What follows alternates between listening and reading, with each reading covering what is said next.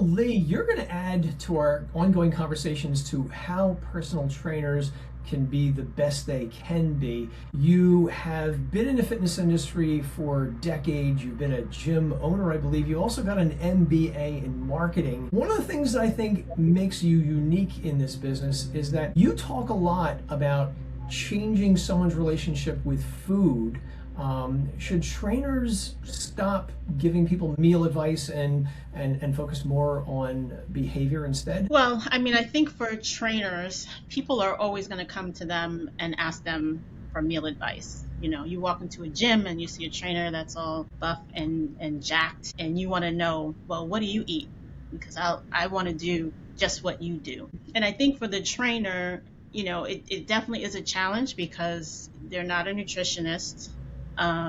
They're working with a lot of different clients with different needs and different goals. So I think in general, they can give very basic advice that pretty much applies to most people. But for me, I would like a trainer who actually would sit down with me and figure out what my goals are and really understand where the motivation to work out is coming from. So in my opinion, you know, a lot of trainers may not have the depth and the breadth in the area of nutrition and wellness to actually spend the time needed to really figure out where a person is coming from and what their needs are. So I would love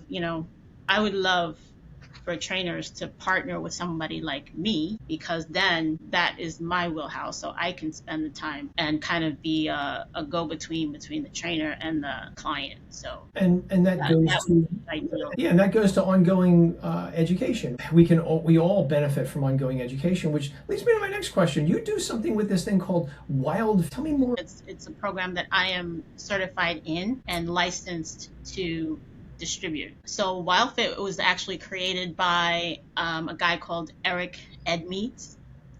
And this is a program that I think, like many of us, we have our own goals and health challenges, and we try to put together an extensive certification program, which is about a 3-month program and then a 2-day testing period. And when you come out of that, then you are a certified WildFit coach, and you can actually use his platform, use his program, and distribute it to other people. There's hundreds of WildFit coaches around the world, and tens of thousands of people have gone through this program with really amazing results. So features of WildFit that make it stand out to you among others? I've probably done every diet I could think of. And what makes WildFit different is it's not a diet. It's really not a diet. What I like about it, because I'm a coach that tries to meet people where they are, as opposed to trying to tell them this is how you need to be. And WellFit does just that. It meets people where they are and provides an education for them and a foundation that is based on behavioral change science and a focus on evolutionary biology. Our ancestors, you know, tens of thousands, hundreds of thousands of years ago, behaved a certain way, ate a certain way, lived a certain way because of the environment that they were in. So if you look at the way we live today, it is so far removed from that. The core belief is that that's where a lot of these problems and challenges come from. So, you know, I like to use an analogy of let's say a football field, the length of a football field. If you look at how long that is and how long man has been on the planet, the way we eat today is probably like the length of your pinky toe on that football field. WildFit kind of takes you back to that big picture way of thinking, and also back to the basics of how people ate back then. So it's not a cookie cutter regimen, rather it meets you where you are and adapts to your current circumstances. Yeah, it definitely adapts to your current circumstances. You know, it sets that foundation, because a lot of it is really reframing what it means to be on a diet. You are practicing the human diet. You're not on it, you're not off it. You're eating what humans are supposed to eat. Not a lot of processed foods on that. Well, I'm guessing. Correct. Not a lot of processed foods, but again, it's the program is 14 weeks. So the first 2 weeks set the foundation, and then the remaining 12 weeks help you implement the tools that we go through in the first 2 weeks in a very slow, methodical, gentle way while we're working on behavior change as well. So it's very different from being on a diet or going on a diet, or there's no prescriptive type things that say you have to eat this many macros of protein or this much carbs, or there's no weighing, there's no measuring, none of that. So it should be easier, because the more complicated it is, the less likely people are going to do it. Correct. You also talk a lot about stress management, which is not something I hear people in the fitness industry discussing very much. Expand on your thoughts on that, why it's important for personal trainers and their clients to be considering stress management. So there's a lot of reframing, as we move along through the program. And stress is a natural part of life. It's a natural part of what our ancestors had to deal with as well. The issue comes up where we have chronic stress. Our ancestors faced acute stress. Some animals trying to eat them, and this day and age, we're dealing with chronic stress. Issues on your job, the stress of family life, the stress of raising children.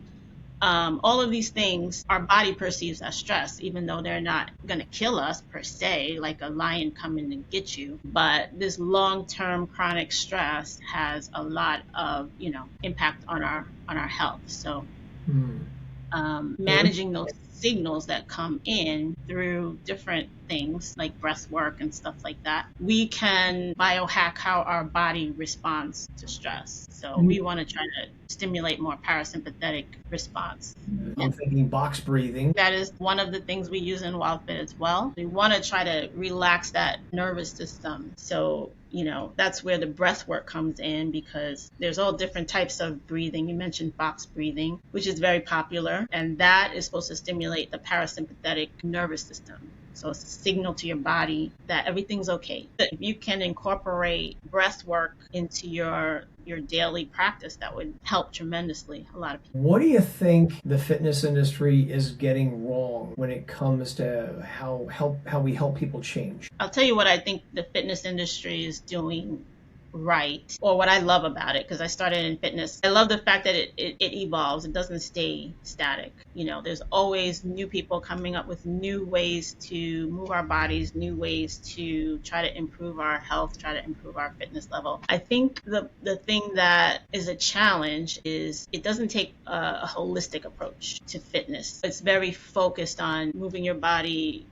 and strengthening, but I don't really see it correlating with improving health in a holistic kind of way. From my perspective, movement is part of optimizing your health. Movement, strength, flexibility, breath work, nutrition, stress management, sleep. Sleep is a big thing. And I definitely don't hear trainers talk about sleep or encouraging their clients to take rest in between. I mean, they may mention it, but I'm not sure how many really enforce it. Somebody wants to come to you and work out every single day. Are you going to allow them to come work out with you every day? They really want to, or because they're paying you a lot? I don't know. So it's a good point you bring up. In the United States, we are go, go, go, and more is better. And we don't take the time to relax and rest and rest properly. For a lot of people who work out, a rest day is going lighter than they normally do. Get frustrated with clients that don't change, and they basically fall back on the old axiom, they just lack discipline. Is that just lazy thinking on their part? What do you think about that? That's something that we've grown up with. It's all on us to do it. If you meet with your client and you really get to the meat and the heart of why they want to work out, why they want to change, they're looking at changing the trajectory of their health. So one of the things that I would love for trainers to do is to go beyond what the person is actually telling you. I want to lose weight, or I want to get stronger, or build muscle, and help them. You got to have a very strong why to be able to consistently do something, especially if it's not something you like doing, which a lot of people don't really enjoy working out, which I can't understand, but I get it. Something you don't like doing, then you're going to be using willpower to get through it. And we want to get to the point where you only need a little bit of willpower. Like, willpower is not really necessary because you have a vision of something that is really important to you. You know, it could be you want to be able to play with your grandkids or hike some mountain or but it has to be more intrinsic. And I think a trainer or a coach or a wellness coach is somebody who can help people get to that intrinsic why. Because a lot of people are just not aware. They don't go that deep to make that connection. It's a really interesting point you make because over the years I've seen these personal trainer goal sheets, as most personal trainers watching us have seen, and people have the same goals, and you just name them. I want to lose weight, I want to tone up, I want to get stronger. And I think personal trainers see the same responses so many times, they just throw them in the drawer and forget about it. But I think you nailed it. Why do you want to lose? Why do you want to get stronger? Going from a closed-ended question to an open-ended question. Give me those reasons. Find the reason why, and the person is more likely to accomplish that goal. And a lot of times, you know, it's not an easy exercise. So if you're a trainer and somebody says, I don't know, or they don't want to talk about it, or you feel that resistance, you have to be patient. You have to do a lot of listening, and you have to do a lot of encouraging people to really go inside and examine, which is not always easy. Some people are like open books, but other people, they haven't really thought about it. Like they really haven't thought about, aside from the aesthetics and the benefit on the outside, what is the benefit on the inside of improving your health, improving your weight? And they haven't thought about the downside of what is going to happen if you don't do it in 10 years, 15 years, 20 years. I think that's a really good point. Focusing on the negative aspect of things can be quite a motivator for some people. I'd also mention, and you alluded to this, is sometimes people may not have thought about it. Some people may be dealing with trauma associated, why they can't associate with the goal or achieve a goal. And also from the trainer standpoint, as you said, listening more than you're talking is a good thing. Sometimes we need to be quiet, let them talk, and also make them aware that this is a safe space for them. Whatever you tell us doesn't go anywhere. I think that one way to helping people achieve their goals. And I don't hear too much talk about that. Safety is huge. That's one of the things I'm trying to focus on. I have a few clients now that have gone through the program a couple of times, and they still are struggling in some areas. And I find that safety piece and the stress piece is the piece that they have the most challenge with. And I think that could be a challenge for the personal trainer who's the big, over-the-top, boisterous personality. Sometimes they need to reel that in for the client to feel comfortable, because sometimes clients will look at a personal trainer who's got a six-pack abs and biceps, etc., and they may not share information because they may say to themselves internally, how can this person actually relate to me? That personal trainer is going to have to tone things down and make themselves more relatable to this person, so they're more likely to open up and make it known to the client that it's okay, you can tell me whatever you say is going to go in the lockbox, or as I say, the vault, and it's never coming out. I'm never going to divulge any information to anybody. And as I'm sure it's happened to you, I've had people tell me over the years things that I cannot repeat to anybody. And some of them are really, really deep things. And I'll leave it at that. Yeah. Or you have heard these things as well. Absolutely. How would you respond to the trainer who gets hit with the question, I know what to do, I'm just not doing it? Yeah, that happens. That happens all the time.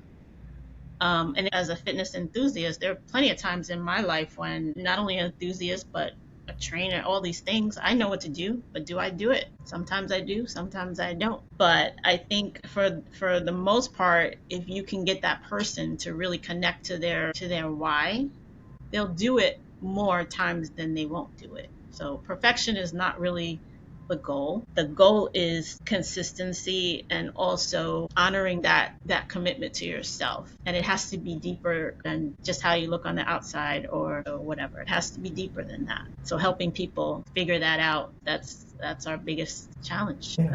That's what we strive for. Not perfect, but better. If you were better than last time, then you won. Then you have success. If you could wave your magic wand, what's one thing you would change about the wellness industry?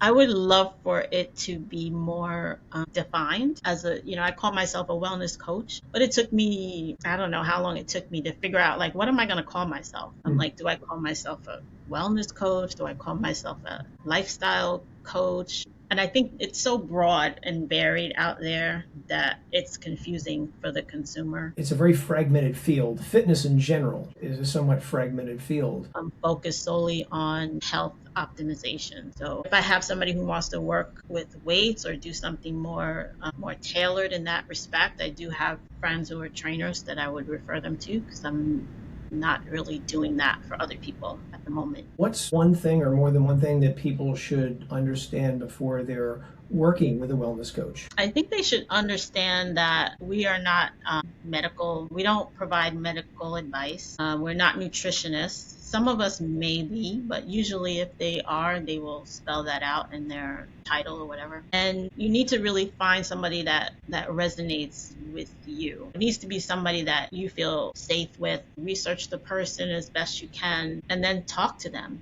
because that's how you're going to see, like, if you resonate with them. Yeah, if you don't resonate with the person, it doesn't matter. They could be the smartest person in the world, but if they're not making sense You to don't you. get that feeling that, yeah, I can talk, I can connect with this person, I feel safe, you know. Switching gears, I want to talk a little bit about marketing. Speak to me about basic marketing mistakes that fitness professionals make. Such a great question. Well, I can only tell you what I don't connect with.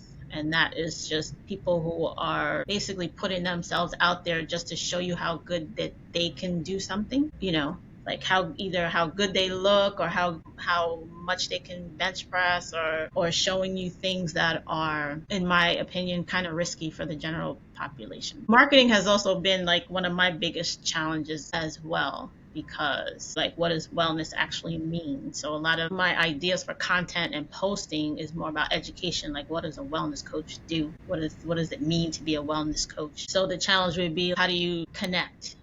You have to identify who you want to connect with. One of the challenges people have is identifying their client. You know, some people may think they're going to go out and they just want to attract everybody, but from a marketing standpoint, it's really important to know who you're talking to. Like, who is your ideal client? Who is the person that you would enjoy working with, and enjoy helping? So I think that's a good starting point. Yeah, I think sometimes personal trainers get confused when they go on social media. Are they marketing themselves to other trainers, which doesn't matter usually, or are they trying to market themselves as the solution to somebody's problem? And if yes, niche down who is that person you're trying to solve a problem for. If a trainer has 30 seconds in an elevator to convince someone why they should work with them, what do you think they should say? This is the elevator pitch that everybody talks about. Elevator pitch. Yeah. I mean, I can tell you my elevator pitch as a wellness coach. I help people slay their sugar monsters and transform their food devils. Last question. What are some best practices for personal trainers who are working with their very first client? Definitely ask a lot of questions. Try to get as much information from the person as possible without being too pushy, and develop that rapport early on before you even have them pick up a weight. And don't be too anxious to get your clients. You want to work with somebody that is a good fit for you. You want to be a good fit for them. Get as much information as you can about their why, their goals, their level of commitment, and then make the decision whether or not you're a good fit. It's a tough pill to swallow for some personal trainers. I know. Am I a good fit for this person? Because I think most personal trainers might look at this and say, I'm a good fit for everybody. That's the inclination. You want to work with everybody. Like, I can do it. I can do it all. Yeah. But my gym that I go to now, I see the trainers, they're very young, which is fine. But I see very young trainers working with postmenopausal women, and I see the things that they have them doing, and it's not that they're bad, but it just makes me wonder how good of a fit they are, and it makes me consider going back into the gym and being a trainer again. But then I'm like, nope, not right. Merle, this has been a great conversation. Where can people learn more about you? I know you're going to be at the AAAI Atlantic City Conference June 5th Yes. and 7th, but where else can people find you? You can look for me on my website. It's Wellness Coach. I am also on Instagram, ML, and I'm on Facebook as well. And I'll link to all of them in the description below. Merle, I really appreciate your time. This has been a terrific conversation. Yes, I enjoyed it as well. Looking forward to seeing you.